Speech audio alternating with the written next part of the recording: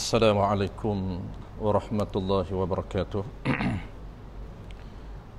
الحمد لله الذي أرسل رسوله بالهدى ودين الحق ليظهره على الدين كله ولو كره الكافرون. أشهد أن لا إله إلا الله وحده لا شريك له، وأشهد أن محمدا عبده ورسوله، صلوات الله وسلامه على هذا النبي الكريم وإمام المتقين وقائد الدعاة المجاهدين، وعلى آله وأصحابه أجمعين. اللهم علمنا ما جهلنا وانفعنا بما علمتنا واجعلنا من المخلصين. وصلى الله على سيدنا محمد وعلى آله وأصحابه أجمعين. أما بعد.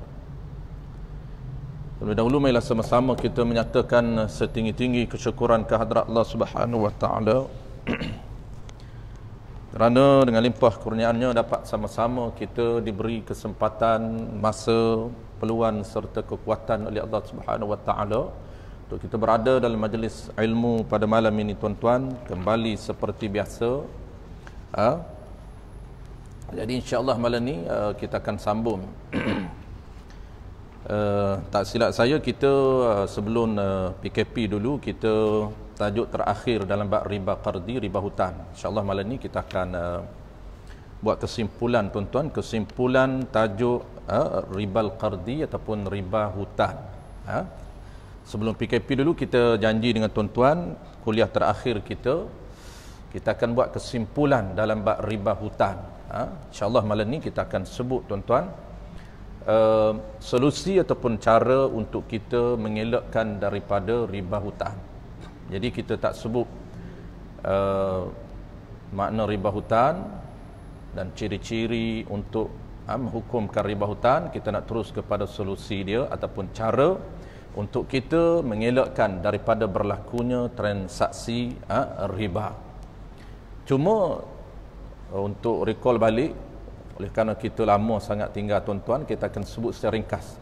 Riba hutang ni ada berapa ciri, supaya kita tahu solusi ini ataupun cara akad alternatif yang kita mesti pilih untuk pastikan bahawa akad yang kita pilih ini tidak terlibat dengan transaksi riba hutang. Jadi kuliah yang terakhir dulu, tuan-tuan, ada beberapa kuliah kita bincang ataupun kita fokus hanya tajuk riba hutang saja. Riba yang popular, riba yang familiar dalam masyarakat kita ialah riba hutang. Yang kita bincang 3 riba dalam jual beli itu agak kurang berlaku, walaupun tak panggil apa, tak mustahil berlaku riba yang berlaku dan jual beli. Tapi yang kita fokus iaitu riba qardi ataupun riba hutang. Kan inilah yang banyak kita implement di kalangan masyarakat kita.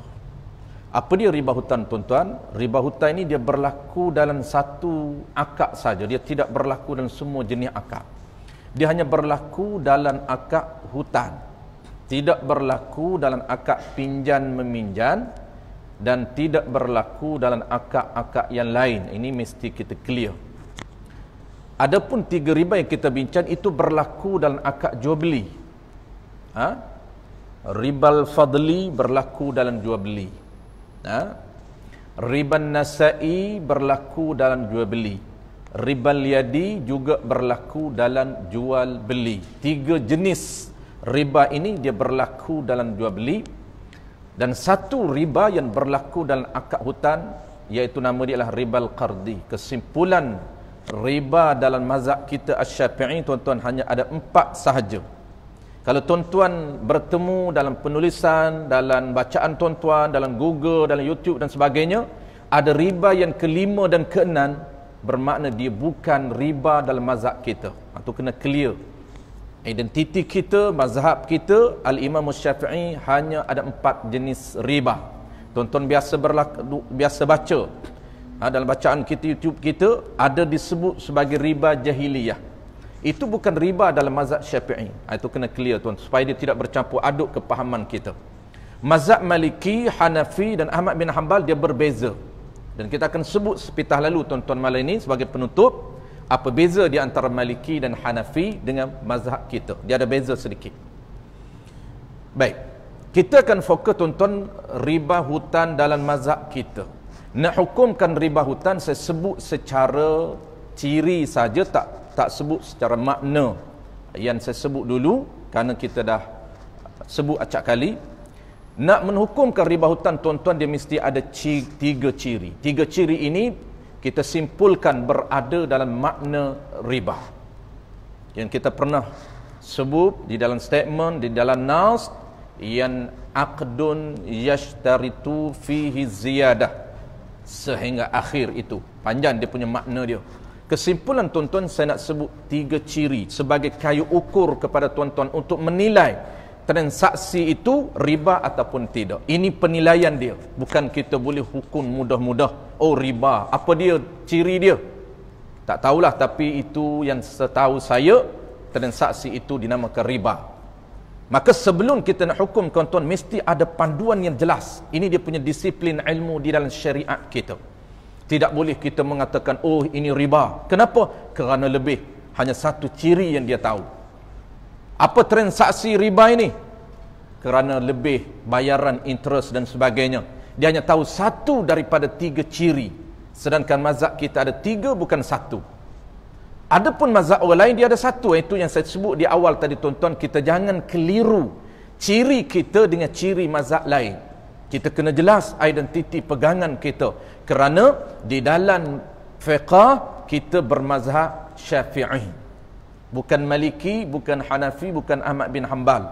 Walaupun tiga mazhab lagi dipanggil salah satu a'immah ataupun a'immatu salasah juga boleh diikuti.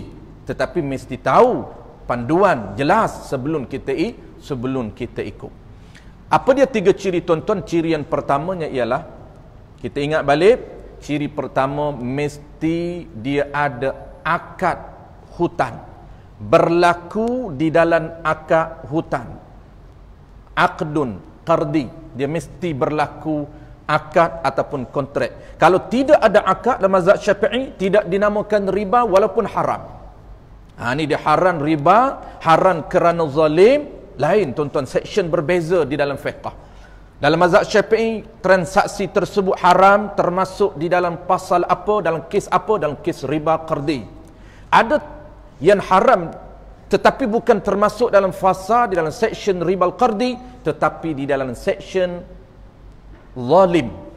Tak haram. Haram sama-sama haram tetapi fasalnya berbeza. Sectionnya berbeza. Kalau tuan-tuan perhati istilah yang digunakan dalam perlembagaan negara kita tuan-tuan. Siapa pernah belajar perlembagaan, dia akan bertemu dengan beberapa istilah. Fasal 1, perenggan 1, perenggan 2 dan 3. Istilah tersebut tuan-tuan diambil daripada perkataan, diambil daripada bahasa apa?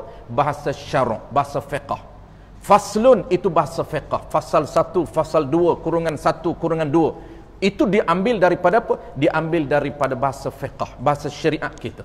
Sebab itu fiqh ini kata ulama, dia merupakan ilmu syariat. Apa dia syariat? Ilmu law ataupun perundangan. Sebab itu tuan-tuan akan bertemu. Kenapa haram tak termasuk, tidak boleh cas bawah section riba? Kerana ciri tak sama. Section itu ditukar saja bahasa dia, tetapi asal daripada fasal dan asal daripada satu lagi dia panggil bab. Bab itu diambil daripada perkataan apa? Perkataan syariat kita. Babul awal, babul thani, babul thalith. Babul awal taharah, faslul awal apa dia? Tayammum. Tengok dia punya bahasa asal. Yang perlembagaan cedok ambil bahasa fiqh. Kenapa? Kerana sama-sama perundangan. Babul awal. Bab awal ni tuan-tuan kalau dalam fiqh ini panggil perlembagaan hidup kita. Babul awal taharah, faslul awal al-ma'u. Babul awal taharah, faslul thani al-wudu. Babul awal taharah, fasal yang ketiga tayammum. Fasal ketiga barulah dia ada kurungan. Kurungan itu apa? Subtopik. Fasal yang ketiga membincangkan tentang undang-undang tayamum, kurungan pertama ataupun subtopik pertama apa? Subtopik pertama syarat sah tayamum. Subtopik kedua rukun tayamum. Tu dia panggil, bahasa kita panggil kurungan 1 kurungan 2. Itu bahasa-bahasa undang-undang. Baik, saya sempatlah dulu belajar undang-undang. Masa duduk belajar dulu, oleh kerana saya ambil bidang politik antarabangsa, jadi dia memang wajib kena belajar undang-undang negara itu. Belajarlah perlembagaan walaupun tak pernah faham sangat. Tapi istilah tu ingatlah. Dia kena faham betul, kena lawyer. Orang ambil bagi undang-undang, memang dia bidang dia lah. Dalam kepala dia. Tapi kita ni bukan ambil lawyer, just kita ambil political science saja, maka just orang panggil paper yang wajib kena ambil. Bukan nak jadi specialist. Specialist tu dia lawyer lah. Baik. Tapi kita tuan-tuan ni dia panggil pengamal undang-undang syariat. Orang agama ni tuan-tuan sebenarnya kita adalah pengamal undang-undang. Waktu kita belajar fiqh, tuan-tuan dah ada dalam minda tuan-tuan ilmu fiqh, ilmu syariat. Maka tuan-tuan beramal dengan ilmu syariat. Tuan-tuan merupakan pengamal kepada undang-undang syariat. Tu kita. Sebenarnya tuan-tuan adalah hebat kerana pengamal undang-undang syariat. Undang-undang yang sangat tinggi, nilai dan bonus pahala yang diberi oleh Allah Subhanahu Wa Taala. Ciri pertama tuan-tuan kena ada akad. Ini yang membezakan dengan mazhab lain. Tidak ada akad maka tidak berlaku riba, qardi. Akad apa dia? Kena ada akad hutan. Yang kedua apa? Ciri kedua. Ciri yang kedua, dia kena syarat mengambil manfaat atau benefit. Itu syarat kedua. Dalam akad hutan itu disyaratkan mesti ada benefit, mesti ada manfaat. Apapun manfaat tak kisah. Kita tak nak hurai kerana kita pernah hurai. Contoh manfaat yang paling tuan-tuan nampak ialah interest. Contoh manfaat. Bayar lebih. Itu dipanggil manfaat. Banyak manfaat, tapi satu contoh daripada manfaat, daripada benefit yang dinyatakan dalam akad itu ialah bayar lebih. Yang ketiga apa dia tuan-tuan? Ciri yang terakhir yang ketiga ialah manfaat lebih itu dia syarat di dalam akad, dan siapa yang dapat manfaat itu? Yang dapat manfaat itu ialah lil muqridi, iaitu orang yang memberi hutang. Pertamanya akad hutan, yang kedua disyaratkan dalam akad itu bayar lebih. Mudah bahasa direct tu, bayar lebih. Dan yang ketiga, bayar lebih itu kepada siapa? Lil muqridi, kepada orang yang memberi hutang. Maka tiga syarat ini lengkap tuan-tuan untuk menghukumkan transaksi tersebut riba. Kalau contoh ada dua syarat, kedua bayar lebih, ya.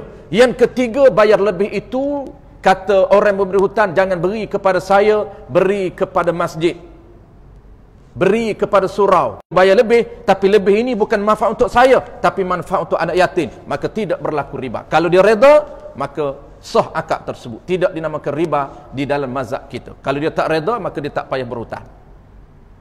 Ini mesti lengkap tiga syarat. Contoh macam mana tuan-tuan?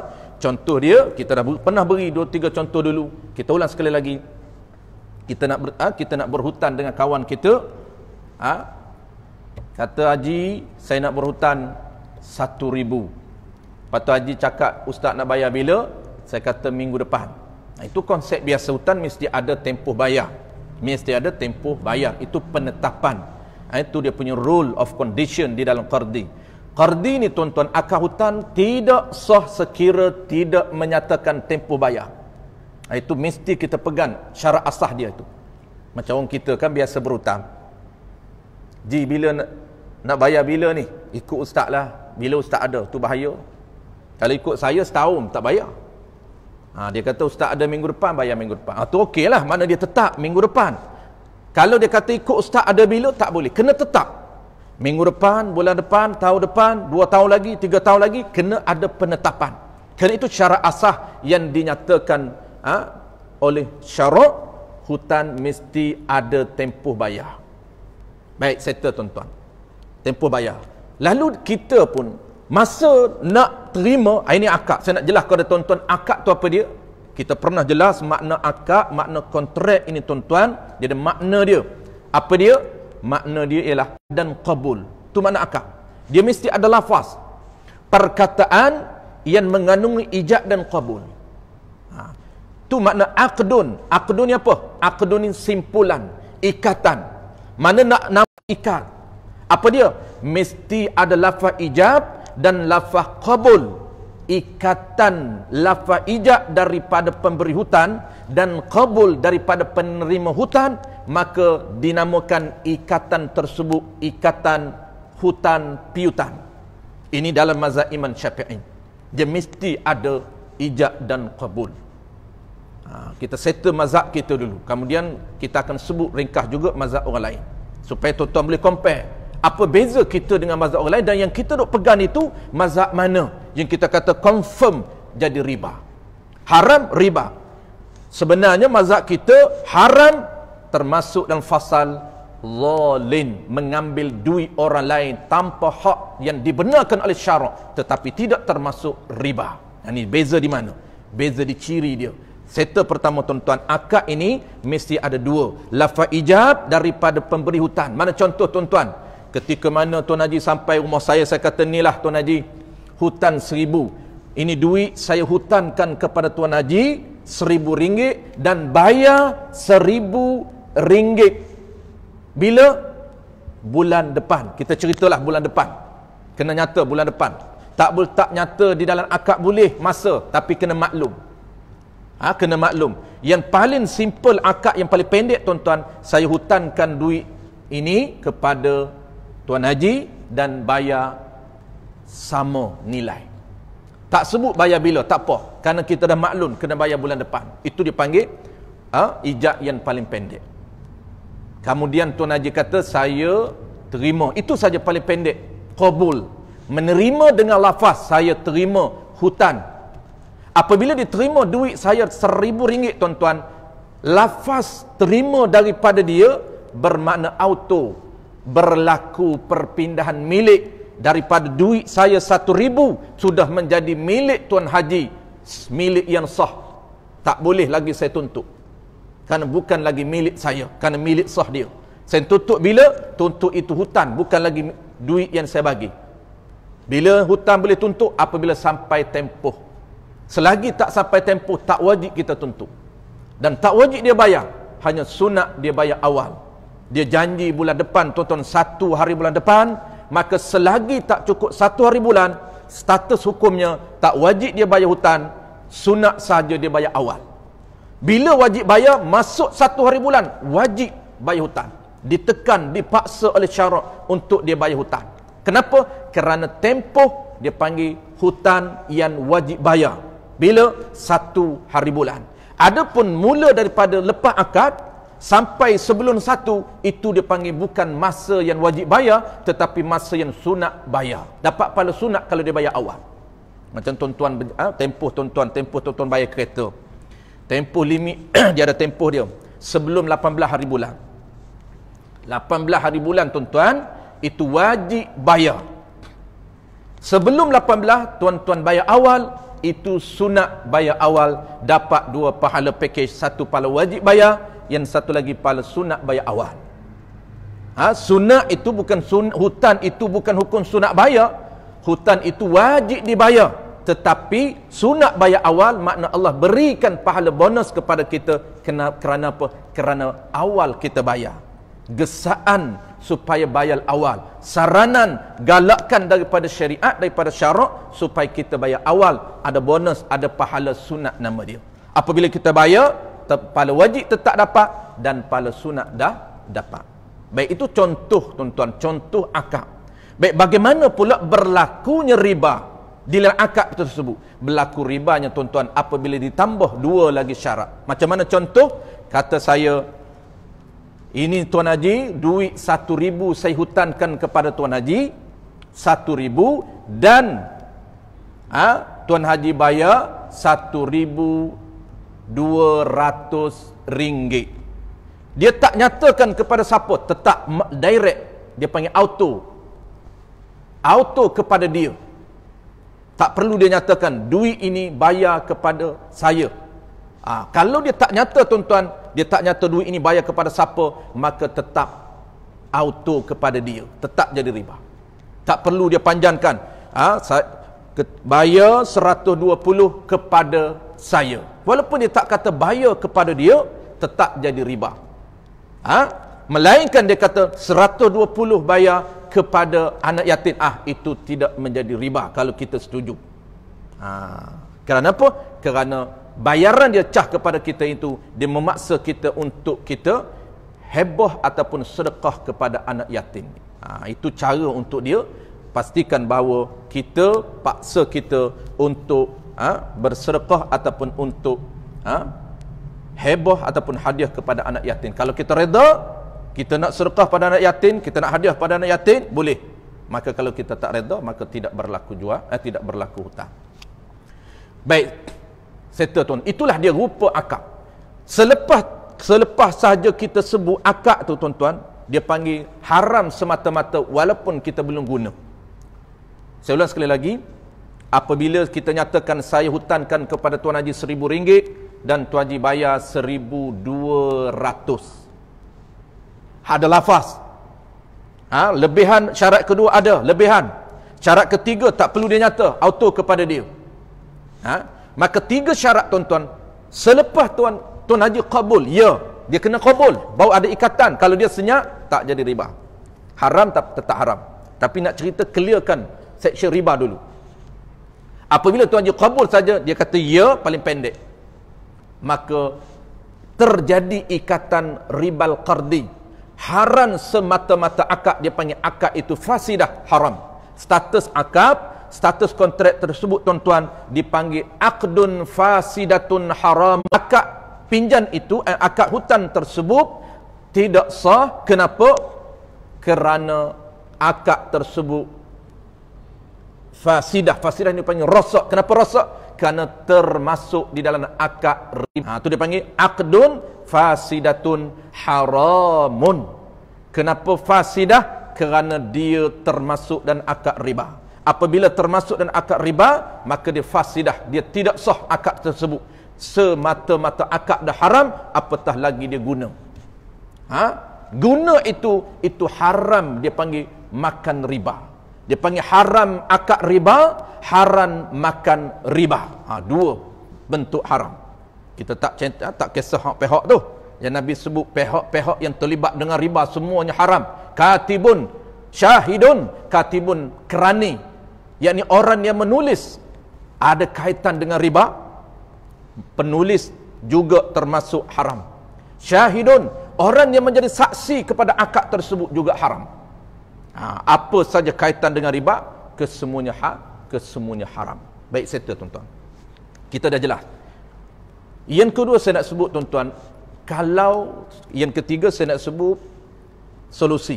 Yang kedua sebelum solusi, yang kedua apa yang saya nak sebut ialah bentuk yang tidak dinamakan riba dalam mazhab kita, tetapi riba dalam mazhab orang lain. Ini penting tuan-tuan. Inilah pasaran ekonomi semasa. Dalam ekonomi tuan-tuan, dalam ekonomi kontemporari, dalam pasaran ekonomi semasa di peringkat dunia, bukan saja negara kita. Negara kita ni sebahagian, salah sebuah negara dalam negara-negara dunia yang majoriti beramal dengan mazhab Hanafi dan Maliki. Sebab tu kita kena faham betul-betul. Jadi supaya dia tidak ada clash dengan mazhab kita. Kalaulah tuan-tuan mazhab orang lain, baik, kalau mazhab kita, saya ulang sekali lagi, kalau mazhab kita tuan-tuan, kalau 2 ciri tak cukup 3 ciri, tak dinamakan riba. Haram ke tidak? Ya, haram. Dia mengambil lebih haram, tetapi tidak nama riba. Nama apa? Nama dia mengambil hak. Dia haram dengan sebab dia melakukan zalim. Apa makna zalim? Mengambil duit orang lain tanpa hak. Allah tak benarkan cara dia charge, mengambil untung, mengambil duit orang lain melalui transaksi hutang. Allah tak benarkan sama sekali. Tapi diambil juga haram. Haram ini, kalaulah tak cukup 3, hanyalah ada 2 saja contoh. Ada 2 apa dia? Syarat lebih. Dan yang kedua, syarat itu bayar kepada dia. Apa syarat yang tidak ada? Pertama yang tidak adanya tuan-tuan ialah akad tidak ada. Kita pergi di bank, kita tidak ada lafaz ijab qabul dengan official, dengan pegawai bank. Tidak ada. Yang ada ialah sign agreement. Maka sign agreement itu di dalam mazhab kita dia tidak menepati akad. Sign agreement, tuan-tuan maklum, ya, ada interest yang dicah berapa peratus, ya. Tuan-tuan buat pinjaman peribadi, ada cas. Maka tuan-tuan tahu ke tidak? Ya, tahu. Tetapi tidak ada lafaz ijab dengan pegawai bank. Hanya ada dua saja, interest ada, yang kedua interest itu kembali kepada pihak bank. Ya, dua ciri, tapi tak ada satu lagi. Apa satu lagi? Akad tidak ada. Maka tidak dinamakan riba, tetapi haram tetap haram. Haram termasuk apa? Termasuk mereka mengambil duit kita dengan cara yang tidak dibenarkan oleh syarak, iaitu melalui pinjam ataupun akad, ataupun dia panggil apa? Tidak ada akad, ataupun dia panggil hutan cas tersembunyi. Itu tidak dibenarkan. Haram bukan riba, haram dengan sebab zalim, mengambil duit orang lain tanpa dibenarkan. Itu tak cukup 3 syarat, haram tetap haram tetap haram. Baik, settle mazhab kita. Mazhab kita kena 3, tak cukup 3 haram zalim.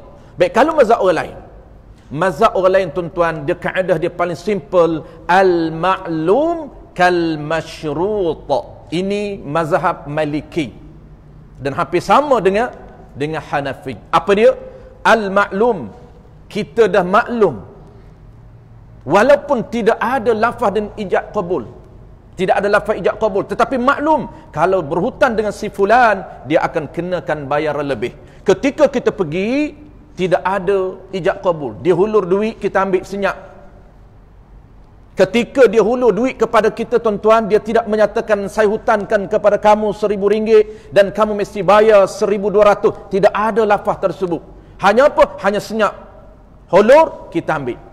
Karena kita dah maklum, saya nak hutang. Maka dalam mazhab Maliki tuan-tuan, kal masyrut, seperti syarat hutang. Walaupun tidak ada ijab dan qabul, dah maklum bayar lebih, termasuk di dalam ribal qardi mazhab Maliki, walaupun hanya ada 2 ciri. Maklum, ciri itu apa dia? Bayar lebih. Itu ciri kedua. Dan bayar lebih yang ketiga, syarat ketiga, kembali kepada pihak memberi hutang. Walaupun tidak ada akad, mazhab Maliki mengatakan bahawa termasuk ribal qardi. Itulah yang kita beramal di pasaran kita sekarang ini, pasaran ekonomi semasa. Kita berpegang kepada mazhab Maliki dengan formula dia al-ma'lun kal masyrut. Settle tuan-tuan. Ini disiplin ilmu riba yang paling simple, supaya kita bercakap tidak lari daripada kerangka akademik, supaya kita tidak akan jadi hentan dan bedal. Banyakkan kita hentan dan bedal saja tanpa mengetahui hujah-hujah dia. Kenapa jadi riba mazhab Maliki, kenapa jadi riba mazhab kita Syafi'i ini tuan-tuan. Dan paling mudah tuan-tuan, kata para ulama kita, kalau kita tak tahu, yang paling pakar kita kena jadi orang yang senyap. Jangan kita buat-buat jadi pakar. Baik kita lebih mulia kita di sisi Allah, walaupun orang nampak kita ni jahil. Nampak kita jahil, kita tak tahu, senyap tak tahu. Ini riba ke tidak? Tak tahu. Biarlah jawab tak tahu, daripada kita buat-buat tahu sebenarnya tak tahu. Itu bahaya. Kerana kita berdepan dengan hukum. Kalau salah, kena ada cah di sisi Allah Ta'ala. Kalau betul, dapat pahala. Apa yang kita ukak tu, apa yang kita sebut tu. Settle tuan-tuan. Maka kita nak solusi ni. Ini yang paling penting lah sekali tuan-tuan. Kita dah ada masa lebih kurang 16 minit. Baik, kita solusi ni, jalan untuk kita nak elak daripada riba. Ini tuan-tuan kena tahu. Tuan-tuan pilih bank Islam, tuan-tuan, Islamic bank, kita kena tahu juga implement. Jangan kita hanya semata-mata pilih, tetapi implement kita tak tahu. Tak ada makna juga. Kenapa? Kerana paling penting dalam syarak tuan-tuan, paling penting di dalam syariat muamalat, apa dia paling penting? Kita kena tahu apa yang kita implement. Itu asas dia. Pilihan ini hanyalah sebagai panduan asas. Bank ini Islami, bank ini konvensional. Asas supaya apa? Supaya kita tahu bahawa bank ini menawarkan akad-akad alternatif nak mengelakkan daripada riba. Kita tahu, tetapi kita mesti tahu bank ini menawarkan akad apa kepada kita. Kenapa? Kerana kita nak implement, kita nak pilih. Bank memilihkan akad jual beli secara hutang. Bank memilih secara akad ijarah. Thummal bai', altab nama dia. Tuan-tuan, kalau tuan-tuan biasa beli kereta tuan-tuan tak beli cash, tapi tuan-tuan beli secara hutang. Maka kalau tuan-tuan perasan ketika mana apa nama ni official ataupun pihak third party ni dia panggil settlement, dia akan bagi kepada tuan-tuan agreement. Di dalam agreement itu, kalau Islamiknya tuan-tuan, dia ada di atas sekali, dia ada istilah ataupun short form dia altab. Kalau tuan perasan, tapi biasa kita tak perasan, duk excited dapat kereta, tak perasan pun, main sign je. Sesemai kata, sini tuan, sign. Sini tuan, sign. Ada 21 muka surat, contoh ya. Sign setiap, tak baca pun. Rule of condition kadang-kadang tak baca. Nak cepat kita. Tak baca, tengok sepitah lalu je, semua setuju. Itu kebanyakan kita. Dan kadang-kadang altab di atas pun tuan-tuan, di altab itu konsep, implementasi, apa yang kita pakai. Ini dia punya constraint kita. Kalau kita bincang tuan-tuan, kat saya ada salah seorang kawan saya tu, dia panel syariah ben negara. Katanya, dia kata antara cabaran kita, kekangan kita modulkan cantik. Kita di peringkat panel syariah, modulkan cantik akad dia, beberapa langkah semua. Tapi apabila turun ke bawah, ending di bawah ini tuan-tuan, di bawah ini, official ini, dia tak implement.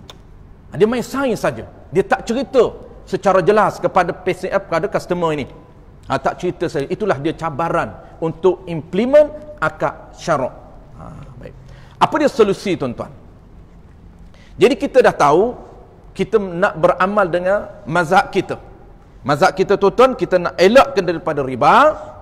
Sebab kalau tak berlaku riba, tetap haram juga. Mazhab kita tuan-tuan, kalau tak berlaku riba, tetap haram. Siapa haram? Orang yang charge. Kita makruh bayar. Tapi tidak ada pahala. Itu makna makruh bayar. Tidak ada pahala. Tuan-tuan bayar lebih, tidak ada pahala. Mazhab kita. Kenapa? Kerana makruh kita. Orang yang cah bayar lebih tanpa ada akad, itu dia panggil haram, dia cah bayar lebih tanpa ada akad. Jelas disebut, kita pernah sebut kat tuan-tuan dalam kitab kitab Syarqawi Tahrir, Syarqawi ala Tahrir, Syekh Zakaria Al-Ansari sebut jelas. La yahrumu indana, panjang. Kita dah sebut hari tu dia punya statement dia panjang akad ini, makna riba ni. Di belakang tu tuan-tuan perasan Syekh Zakaria Al-Ansari sebut la yahrumu indana. Illa iza syurita, dan tidak haram di sisi kami. Makna tidak haram ini, tidak haram jadi riba. Maksud haram ni tak haram, tak termasuk riba. Illa iza syurita fi aqdi, melainkan ada syarat bayar lebih bukan dalam akad, maka tidak haram. Kata Syekh Zakaria Al-Ansari, tidak haram kerana bukan termasuk akad riba, tapi haram termasuk section. Ada dua yang diamalkan oleh bank-bank Islam kita. Apa dia akad dua ini? Pertama tuan-tuan, dia bank Islam dan bank-bank lain yang mengamalkan produk Islamik ini, Islamic produk ini, mereka beramal dengan dua akad alternatif. Dua ini pilih. Dua ni popular tuan-tuan. Dia ada tiga, tetapi dua ini yang sangat-sangat popular. Kedua-dua ini popular diamalkan. Apa akad pertama tuan-tuan, nak mengelak daripada riba? Akad pertamanya ialah dinamakan akad jual beli hutang. Dia tidak memberi hutang kepada kita. Bank Islam tidak menawarkan hutang kepada tuan-tuan. Sebab itu tuan-tuan nak perasan, dia panggil skim pembiayaan peribadi, skim pembiayaan kenderaan, skim pembiayaan perumahan. Dia tidak menawarkan hutangan kepada kita, tidak. Dia tak memberi hutang. Kerana hutang dari sudut Islamiknya tidak boleh charge benefit, tidak boleh ambil keuntungan daripada akad hutang. Sebab itu dia tukar akad apa dia tuan-tuan? Dia tukar akad jual beli secara hutang. Konsep dia simple, saya sebut tuan-tuan kerana kita pernah sebut. Konsep dia begini. Kita terus kepada dia punya direct kepada poin dia. Kita tak sebut langkah-langkah. Langkah tu dia ada lebih kurang 3. Tetapi kita terus kepada akad. Apa dia? Tuan-tuan nak beli kereta, tuan-tuan nak beli rumah. Contoh dua ni lah. skim perumahan, skim pembiayaan kenderaan. Tuan-tuan nak beli kereta, baik cara bank Islam buat dan bank-bank lain, dia akan beli kereta cash dengan pihak syarikat. Dia akan bayar cash dengan pihak syarikat. Contohnya tuan-tuan, kereta yang tuan-tuan beli harga dia 100,000 cash, contoh saja. Kemudian dia tawarkan kepada tuan-tuan, pihak bank beli dengan syarikat cash, dan pihak bank ini jual kepada kita. Dia tak memberi hutang. Kita bukan cara konvensional tuan-tuan, kita berhutang dengan bank, dan kemudian kita bayar kepada syarikat kereta. Dan bank menetapkan kalau 9 tahun kena bayar balik kepada dia 150k. Kita hutang, kemudian bayar kepada syarikat kenderaan. Bukan begitu. Cara Islamiknya, pihak bank ini dia akan berniaga. Berniaga mengambil keuntungan dengan cara yang dibenarkan. Apa dia? Akad yang dibenarkan untuk mengambil keuntungan, kita pernah sebutkan tuan-tuan, ialah salah satunya ialah akad jual beli. Dia panggil jual beli ni tuan-tuan, akad yang berorientasikan keuntungan. Dia panggil akad benefit. Akad untuk mengambil manfaat, untuk mengambil benefit ialah Allah sediakan. Boleh, bukan tak boleh. Yang tak bolehnya akad hutang. Akad hutang dia panggil akad tabarruk. Jangan sekali-kali ambil keuntungan sebagai akad hutang. Maka dia tukar, pihak bank tukar, ambil akad keuntungan, iaitu akad jual beli hutang. Kemudian dijual kepada kita kereta tuan-tuan, 9 tahun dia jual. Dia jual secara hutang 9 tahun, harga hutang 130k. 30,000 dia ambil untung tuan-tuan. 30,000 bank ambil untung. Haram ataupun tidak? Tidak haram. Kenapa? Kerana akad yang dipilih oleh bank Islam, akad jual beli hutang. Kita reda ke tidak? Kita reda. Dia ambil 30k untung tuan-tuan dalam masa 9 tahun. Kita reda ke tidak? Ya, kita reda. Dah dah. Okey. InsyaAllah tuan-tuan kita akan sambung dan tajuk baru kerana kita dah azam. Tajuk baru tuan-tuan, kita terus kepada dah habis dah tajuk dia punya tajuk riba dah habis. Kita akan masuk tajuk baru. Sebelum khiyar dia ada tajuk baru. Apa dia tajuk baru? Jenis jual beli yang haram. Ni dia ada contoh dia panggil apa? Kesimpulan tajuk jual beli. Kan kita duk tajuk jual beli. Jadi kesimpulan tajuk jual beli, penutup dia ni bukan penutup riba tuan, dah habis riba. Kita akan bincang akan datang bulan depan, iaitu jenis jual beli yang sah dan ada jual beli yang haram lagi tidak sah. Wallahu alam. Insya-Allah tuan-tuan tolong ingatkan saya, ada satu lagi solusi yang kedua bulan depan juga. Insya-Allah bulan depan, iaitu akad dia panggil altab yang saya tak sempat sebut malam ni, altab. Wallahu alam.